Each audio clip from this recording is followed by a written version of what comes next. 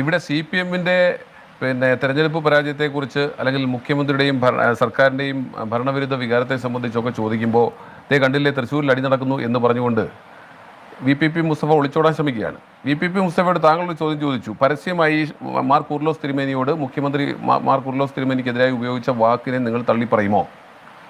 ഹാഷ്മി, അങ്ങനെ ശ്രീ VPP മുസ്തഫ ഇവിടെ പറഞ്ഞാൽ മാർ കൂർലോസ് തിരുമേനിയെ എന്താ പറഞ്ഞത്? ക്കെതിരായി ഉപയോഗിച്ച വാക്ക് വിവരദോഷി എന്നാണെങ്കിൽ VPP മുസ്തഫ കേൾക്കേണ്ടി വരുന്നത് എന്താണെന്ന് താങ്കൾക്കറിയാമോ? അല്ല ശ്രീ ചാമക്കാല, ഇത് പ്രശ്നം പാർട്ടികൾ തമ്മിൽ വ്യത്യാസമുണ്ട്. ഇപ്പൊ നിങ്ങളുടെ പാർട്ടിയിൽ നടക്കുന്ന, തൃശ്ശൂരിൽ നടക്കുന്ന അവിടെ നേതൃത്വത്തോട് വിയോജിപ്പുണ്ട്. ആ വിയോജിപ്പ് നേരിട്ട് പോയി കയ്യാങ്കളുടെ ഭാഷയിൽ തന്നെ ജനം പറയുകയാണ്. മുസ്തഫ പറയുന്നു എനിക്ക് എന്റെ പാർട്ടി വേദിയുണ്ട്, ആ പാർട്ടി വേദിയിൽ ഞാൻ പറയാനുള്ളത് പറയുമെന്ന് പറഞ്ഞാൽ മുസ്തഫയ്ക്ക് ആ പരാമർശത്തോട് വിയോജിപ്പാണെന്നല്ലേ ചാമക്കാല? ഞാൻ അതിലേക്ക് വരാം. ഇനി തൃശ്ശൂരിലേക്ക് വരാം. നോക്കൂ, ഞങ്ങൾ കോൺഗ്രസിനെ സംബന്ധിച്ച് കേരളത്തിൽ 18 സീറ്റിലും വിജയിച്ചിരിക്കുന്നു. 2 സീറ്റിൽ പരാജയപ്പെട്ടിട്ടുണ്ട്. അതിൽ തൃശ്ശൂരിലെ പരാജയവുമായി ബന്ധപ്പെട്ട് ചില അപസ്വരങ്ങൾ ഉണ്ടായിട്ടുണ്ട്, പരാതികൾ ഉണ്ടായിട്ടുണ്ട്. അവിടെ മത്സരിച്ച സ്ഥാനാർത്ഥി തന്നെ പരസ്യമായി അതിനെ വീഴ്ചകളെക്കുറിച്ച് ചൂണ്ടിക്കാണിച്ചിട്ടുണ്ട്. സ്വാഭാവികമായും നോക്കൂ, നമ്മുടെ റിസൾട്ട് വന്നത് 4-ാം തീയതിയാണ്. ഇന്ന് നമ്മളിപ്പോൾ ഈ ഡിബേറ്റിൽ പങ്കെടുക്കുമ്പോൾ ഇന്ന് തീയതി 10-ാം തീയതിയാണ്. ഒരാഴ്ചയ്ക്കുള്ളിൽ ആ DCC പ്രസിഡന്റിനെയും അവിടുത്തെ UDF ചെയർമാനോടും രാജിവെക്കാൻ പറയുകയും 2 പേരും രാജിവെക്കുകയും ഇതുമായി ബന്ധപ്പെട്ട് പ്രത്യക്ഷ സമരപരിപാടികൾക്ക് നേതൃത്വം നൽകിയ 2 പേരെ സസ്പെൻഡ് ചെയ്യുകയും മുതിർന്ന കോൺഗ്രസ് നേതാക്കന്മാരെ ഉൾപ്പെടുത്തിക്കൊണ്ട് Shri KC Joseph, Shri T Siddique, അതുപോലെ തന്നെ ശ്രീ R ചന്ദ്രശേഖർ ഉൾപ്പെടെയുള്ളവരെ ഉൾപ്പെടുത്തിക്കൊണ്ട് അന്വേഷണ സമിതിയെ നിയോഗിക്കുകയും ചെയ്തിട്ടുണ്ട്. സമയബന്ധിതമായി റിപ്പോർട്ട് സമർപ്പിക്കാൻ പറഞ്ഞിട്ടുണ്ട്. ഇനി ഞാൻ മടങ്ങി തിരിച്ച് ശ്രീ VPP മുസ്തഫയിലേക്ക് വരാം. അദ്ദേഹം പറയുന്നത് എന്താണ്? CPM-നെ സംബന്ധിച്ച് കേരളത്തിൽ ഈ പറഞ്ഞിരിക്കുന്ന വിവാദങ്ങൾ ഉണ്ടായി 18 സീറ്റിലും പരാജയപ്പെട്ടിരിക്കുന്നു. CPM പരാജയപ്പെട്ടതിന് ശേഷവും പറയുന്നത് നിങ്ങൾ ആരും ഞങ്ങളുടെ കേരളത്തിലെ അവരുടെ പാർട്ടി ദൈവത്തിന് തുല്യമായി കാണുന്ന നേതാവിനെ കുറ്റപ്പെടുത്താൻ പാടില്ല. ഇവിടെ പോളിറ്റ് ബ്യൂറോ അംഗമായിട്ടുള്ള മുഖ്യമന്ത്രിയായിട്ടുള്ള ശ്രീ പിണറായി വിജയനെ ആരും കുറ്റപ്പെടുത്താൻ പാടില്ല.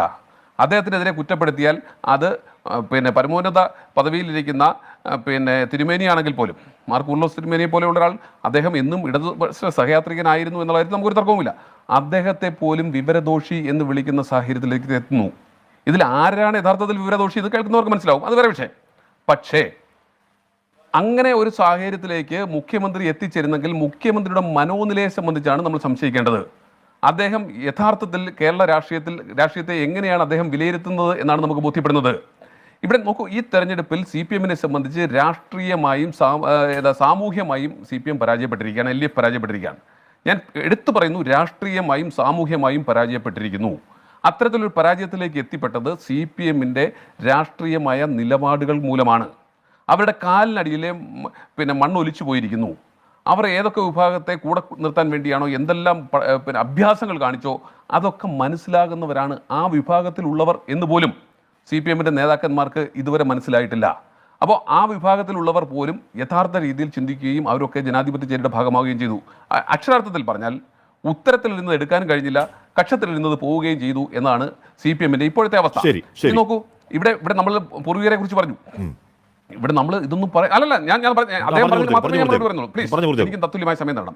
നമ്മൾ EMS ഇവിടെ ഉണ്ടായിരുന്നു, EMS ഉണ്ടായിരുന്നു, AKG ഉണ്ടായിരുന്നു, P കൃഷ്ണപിള്ള ഉണ്ടായിരുന്നു, EK നായനാർ ഉണ്ടായിരുന്നു, ഈവൻ VS അച്യുതാനന്ദൻ വരെ ഉണ്ടായിരുന്നു.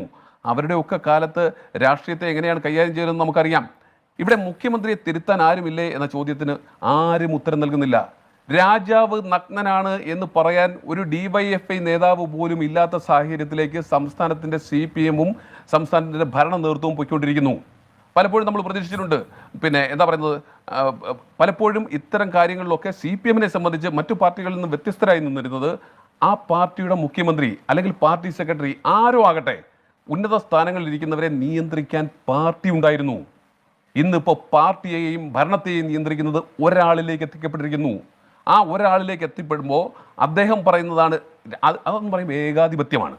ആ ഏകാധിപത്യത്തിലേക്ക് പാർട്ടിയും സർക്കാരും എത്തിപ്പെട്ടതിൻ്റെ പരിണിത ഫലമാണ് ഇപ്പോൾ ഉണ്ടായിട്ടുള്ള റിസൾട്ട്. നോക്കൂ, പലപ്പോഴും ഘടകകക്ഷികൾ CPM-ന്റെ അല്ലെങ്കിൽ LDF-നെ സംബന്ധിച്ച് പലപ്പോഴും ഘടകകക്ഷികൾ തിരുത്തൽ ശക്തിയായിരുന്നിട്ടുണ്ട്. CPI നമുക്ക് പലപ്പോഴും എടുത്തു പറയേണ്ടി വന്നിട്ടുണ്ട്. ആ CPI-യുടെ ഉന്നതരായ ആദരണീയരായ നേതാക്കന്മാരിൽ തുടങ്ങി ഏറ്റവും അവസാനം CK ചന്ദ്രപ്പൻ വരെയുള്ള നേതാക്കന്മാർ അവർ കൃത്യമായും LDF-നകത്ത് എന്തെങ്കിലും ഇത്തരത്തിലുള്ള അസ്വാരസ്യങ്ങൾ അല്ലെങ്കിൽ എന്തെങ്കിലും നീതിക്ക് നിരക്കാത്തത് വന്നിട്ടുണ്ടെങ്കിൽ അവരെതിർത്തിട്ടുണ്ട്. ഇപ്പോഴോ ശ്രീ കാനം രാജേന്ദ്രനിൽ തുടങ്ങി പിന്നെ ഇങ്ങോട്ട് CPI-ക്കാരെ സംബന്ധിച്ച് അവരും അടിമകളായി മാറിയിരിക്കുന്നു. അവരുടെ മന്ത്രിമാർ അവർക്ക് ഇപ്പോൾ എന്താ കുറേ ആളുകൾ പറയുന്നുണ്ട് CPI-യുടെ സംസ്ഥാന ജില്ലാ കമ്മിറ്റി യോഗത്തിലെല്ലാം മുഖ്യമന്ത്രി മാറണമെന്ന് ആവശ്യപ്പെടുന്നുണ്ട്. എന്ത് അവകാശം അവർക്ക് പറയാൻ? അവരും ഈ മുഖ്യമന്ത്രി ചെയ്ത കൊള്ളരുതായ്മകൾക്കെല്ലാം കൂട്ടുന്നവരല്ലേ? ഞാൻ ഒറ്റ ഉദാഹരണം ചോദിക്കട്ടെ ഹാഷ്മി. ഇവിടെ എന്താ പറയുന്നത്, നമ്മുടെ ലോകായുക്തയുടെ ചിറകരിയാൻ ശ്രമിച്ചപ്പോൾ ലോകായുക്തയുടെ ഈ നിയമം സെക്ഷൻ 14 അത് കൊണ്ടുവന്നത് അഡോപ്റ്റ് ചെയ്തത് ഈ ചന്ദ്രശേഖരൻ നായർ എന്ന് പറയുന്ന CPI-യുടെ പരമോന്നതനായ നേതാവായിരുന്നു.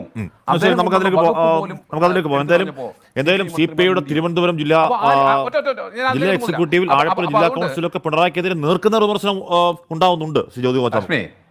2019 പരാജയപ്പെട്ടതിന് ശേഷം 2021 തിരിച്ചു വന്നു. ആ തിരിച്ചുവരവിന് ആധാരമായ വിഷയങ്ങളെക്കുറിച്ചാണ് അഭിവന്ദ്യനായ തിരുമേനി മാർ കൂർലോസ് അദ്ദേഹത്തിൻ്റെ ഫേസ്ബുക്കിൽ പോസ്റ്റിൽ പറഞ്ഞിട്ടുള്ളത്. അദ്ദേഹം ആ യാഥാർത്ഥ്യങ്ങൾ വിളിച്ചു പറഞ്ഞപ്പോഴാണ് അദ്ദേഹത്തെ ഈ പറയുന്ന സഭ്യമല്ലാത്ത രീതിയിൽ അദ്ദേഹത്തെ അഭിസംബോധന ചെയ്തത് അല്ലേ? അപ്പോൾ യാഥാർത്ഥ്യങ്ങൾ പറഞ്ഞതിൻ്റെ പേരിലാണല്ലോ അദ്ദേഹം പറഞ്ഞത് തെറ്റാണെന്ന് പറയുന്നില്ല ആരും. അദ്ദേഹത്തിൻ്റെ പോസ്റ്റിൽ പറഞ്ഞിരിക്കുന്ന കാര്യങ്ങളുടെ അടിസ്ഥാനത്തിലാണ് അദ്ദേഹത്തെ വിവരദോഷി എന്ന് വിളിച്ചത്. അതുകൊണ്ട് തന്നെയാണ് ഞാൻ ആ മനോനിലയെക്കുറിച്ച് പറഞ്ഞത്. ആ മനോനിലയെക്കുറിച്ച് പറയുമ്പോൾ അദ്ദേഹം മറ്റെന്തോ കാര്യങ്ങളൊക്കെ പറയുകയാണ്. അങ്ങനെ പറയുമ്പോൾ അത് KPC പ്രസിഡന്റും പ്രതിപക്ഷ നേതാവും തമ്മിലുള്ള തർക്കത്തെക്കുറിച്ചൊക്കെ അദ്ദേഹം പറയുന്നു. അങ്ങനെ പറഞ്ഞാൽ ഞാൻ ഒരുപാട് പറഞ്ഞു പോകേണ്ടി വരും. അവർ ഞങ്ങളുടെ പാർട്ടിക്കകത്താണെന്നെങ്കിലും വെച്ചോളൂ. ഇത് പറഞ്ഞിരിക്കുന്നത് പുറത്തുള്ള ഒരു മത മേലധ്യക്ഷനെ സംബന്ധിച്ച്. തിരിച്ച് ഞാൻ ചോദിക്കട്ടെ, MM മണി മൈക്ക് വെച്ച് കിട്ടി പുലഭ്യം പറയുന്നതല്ല ആർക്കെതിരായിട്ടാണ്? എന്ത് മനോനിലയാണ്? പോട്ടെ, മുഖ്യമന്ത്രി നികൃഷ്ടജീവി എന്ന് വിളിക്കുന്നത് എന്ത് മനോനിലയുടെ അടിസ്ഥാനത്തിലാണ്? മുഖ്യമന്ത്രി പരനാറി എന്ന് വിളിക്കുന്നത് എന്ത് മനോനിലയുടെ അടിസ്ഥാനത്തിലാണ്? മുഖ്യമന്ത്രി എടോ ഗോപാലകൃഷ്ണ എന്ന് വിളിക്കുന്നത് ഇതിന്റെ അടിസ്ഥാനത്തിലാണ്? മുഖ്യമന്ത്രി കുലംകുത്തി എന്ന് വിളിക്കുന്നത് എന്തിന്റെ അടിസ്ഥാനത്തിലാണ്? അപ്പോൾ അതൊക്കെ മനോനിലയുടെ പ്രശ്നമാണെന്നേ. ആ മനോനിലയെ സംബന്ധിച്ച് നമ്മൾ പറയാതിരിക്കാൻ നിർവാഹമില്ല മുസ്തഫ. അത് പറയുമ്പോൾ ബുദ്ധിമുട്ടുണ്ടായിട്ട് കാര്യമില്ല മുസ്തഫ. ഇത് എന്നെ കൊണ്ട് പറയിക്കാൻ വേണ്ടിയാണ് മുസ്തഫ വീണ്ടും ഇത് പറയുന്നതെന്ന് എനിക്കറിയാം. അപ്പോൾ മുസ്തഫയ്ക്ക് താങ്കൾ അവകാശപ്പെട്ടതുപോലെ പാർട്ടി ഫോറത്തിൽ പറയാൻ അവസരം കിട്ടുന്നെങ്കിൽ ഇത്തരം കാര്യങ്ങൾ കൂടി പറയണം. മുഖ്യമന്ത്രിയുടെ നിലപാട്, മുഖ്യമന്ത്രിയുടെ ഇപ്പോൾ തന്നെ പല ചാനലുകളിലും സ്ക്രോൾ പോകുന്നുണ്ട്. CPI സംസ്ഥാന കമ്മിറ്റിയിൽ നടന്നുള്ള മുഖ്യമന്ത്രിക്കെതിരായിട്ടുള്ള വിമർശനത്തെ സംബന്ധിച്ച് ഞാൻ എന്തായാലും അതിലേക്കൊന്നും കിടക്കുന്നില്ല. ഇവിടെ അദ്ദേഹം വീണ്ടും പറഞ്ഞു പോവുകയാണ്. ഞാനെന്തായാലും അതിൻ്റെ മറ്റ് വിശദാംശങ്ങളിലേക്കൊന്നും പോകുന്നില്ല. ഇവിടെ മറ്റു ചില കാര്യങ്ങൾ കൂടി പറഞ്ഞു പോകണമല്ലോ. ഈ എന്താ പറയുന്നത്, നമ്മുടെ സന്ദീപ് വാര്യർ അദ്ദേഹം പറയുന്നു, നമ്മളിപ്പോൾ താങ്കളൊരു നമ്മുടെ V മുരളീധരൻ്റെ ഒരു ഇത് കാണിച്ചു. അദ്ദേഹം ഈ പറയുന്ന ജോർജ് കുര്യൻ മന്ത്രിയായതുമായി ബന്ധപ്പെട്ട് ശ്രീ V മുരളീധരൻ്റെ പ്രതികരണം വന്നു. ആ പ്രതികരണത്തിൽ അദ്ദേഹം പറഞ്ഞത് എന്താണെന്ന് താങ്കൾ സംസാരിക്കുകയും അതിന് ശ്രീ സന്ദീപ് വാര്യർ മറുപടി പറയുകയും ചെയ്തു. ഞാൻ അപ്പോൾ ചോദിക്കട്ടെ, നിങ്ങൾ ആ ഒരു പ്രാതിനിധ്യത്തിലേക്ക് ചുരുക്കുകയാണോ ഈ പറയുന്ന ജോർജ് കുര്യനെ അങ്ങനെ ചുരുക്കേണ്ട ആളാണോ? ജോർജ് കുര്യന് ആ പാർട്ടിയിൽ താങ്കൾ സൂചിപ്പിച്ചതുപോലെ എത്രയോ വർഷത്തെ എക്സ്പീരിയൻസ് ഉള്ള ഒരാളാണ്. നിങ്ങൾ ആ പ്രാതിനിധ്യത്തിന് വേണ്ടിയാണ് നേരത്തെ അൽഫോൻസ് കണ്ണന്താനത്തിനെ രാജ്യസഭയിലേക്ക് കൊണ്ടുവന്നതും മന്ത്രിയാക്കിയതെന്ന് പറഞ്ഞാൽ നമുക്ക് മനസ്സിലാകും.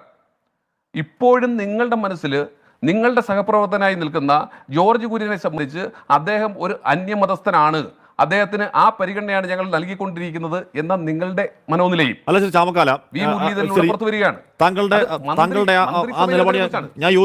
ഞാൻ പറഞ്ഞത് സ്വാഭാവികമാണ്. ചാനലുകളിൽ ഉൾപ്പെടെ നിങ്ങളുടെ അവലോകനം നടത്തുമ്പോൾ, അല്ലെങ്കിൽ നിങ്ങളുടെ എക്സിറ്റ് പോൾ നടത്തുമ്പോൾ, അല്ലെങ്കിൽ നിങ്ങളുടെ ഒപ്പീനിയൻ പോൾ നടത്തുമ്പോൾ അവിടെ ഇത്തരം ജാതീയമായ ചരിത്രത്തെക്കുറിച്ചും കൺസോൾട്ടേഷനെ കുറിച്ചും ഒക്കെ പറയാറുണ്ട്. രാഷ്ട്രീയ പ്രസ്ഥാനങ്ങൾ നേരത്തെയൊക്കെ ഒളിഞ്ഞും തെളിഞ്ഞു ചെയ്യുമായിരുന്നു, ഇപ്പോൾ പരസ്യമായി പറയാറുണ്ട്, ചാനലുകൾ പ്രസിദ്ധീകരിക്കാറുണ്ട്. പക്ഷേ ഞാൻ സംസാരിച്ചത് ഇന്ത്യ ഗവൺമെന്റിലെ ഒരു പ്രതിനിധിയെ രാഷ്ട്രപതി സത്യപ്രതിജ്ഞ ചെയ്യിച്ച ഇന്ത്യൻ ക്യാബിനറ്റിലേക്ക് വന്ന ഒരു ജനപ്രതിനിധി, അദ്ദേഹം ഇന്ത്യൻ ഭരണഘടന അനുസരിച്ച് സത്യപ്രതിജ്ഞ ചെയ്തതിന് ശേഷം അദ്ദേഹത്തിന് സ്ഥാനം കൊടുക്കാൻ ഇടയായ സാഹചര്യത്തെക്കുറിച്ച് ഒരു BJP നേതാവ് പറഞ്ഞതിനെ കുറിച്ചാണ് ഞാൻ പറഞ്ഞത്. താങ്കൾക്ക് തർക്കമുണ്ടോ? അപ്പോൾ അതും ഇതും രണ്ടാണ്. ശ്രീ സന്ദീപ് വാര്യർ ചോദിക്കുന്നത് റിസൾട്ട് വന്നപ്പോൾ ആർക്ക് ആവേശം, എന്തിനാവേശം എന്നൊക്കെ ചോദിക്കുകയാണ്. അദ്ദേഹം CPM-നോടാണ് ചോദിച്ചതെങ്കിലും അദ്ദേഹം പറഞ്ഞു വന്നത് ഇവരിവിടെ തെരഞ്ഞെടുപ്പ് സമയത്ത് എന്താ പറഞ്ഞുകൊണ്ടിരുന്നത്? CPM-നെ സംബന്ധിച്ച് 4 പേര് ഒരു ഓട്ടോറിക്ഷ കയറാനുള്ളവർ വേണോ, 40 പേര് കയറാനുള്ള ബസ്സിലുള്ളവർ വേണോ, 400 പേര് കയറുന്ന ട്രെയിനിലുള്ളവർ വേണോ എന്നാണ്. ഇപ്പോൾ എവിടെ എത്തി നിൽക്കുന്നു കാര്യങ്ങൾ ഞാൻ കൂടുതലൊന്നും പറയേണ്ടതില്ലല്ലോ. അപ്പോൾ അവരെന്താണ് പ്രതീക്ഷിച്ചതെന്നും താൻ ദൈവദൂതനാണെന്നും താൻ എന്താ കർത്തവ്യപഥത്തിൽ വെച്ച് അന്ന് വൈകുന്നേരം തന്നെ പറ്റിയാൽ സത്യം പറഞ്ഞു ചെയ്ത് അധികാരം ഏറ്റെടുക്കുമെന്നൊക്കെ വീമ്പിളക്കി ഹുങ്കിളക്കി പിന്നെ എന്താ ആ വലിയ പിന്നെ കർത്തവ്യപഥ എന്ന് പറയുന്ന വീതിയിൽ വെച്ച് സത്യപ്രതിജ്ഞ ചെയ്യാൻ തീരുമാനിച്ചവരല്ലേ? എവിടെ പോയിരുന്നു? ഏറ്റവും അവസാനം ഇന്ത്യ മുഴുവൻ കണ്ടതല്ലേ? പിന്നെ എന്താ പറയുന്നത്, അമേത്തിയിൽ എന്താ സംഭവിച്ചത് നമ്മൾ കണ്ടതല്ലേ? ശരി, എവിടെ ശരി. പോയി അവർ?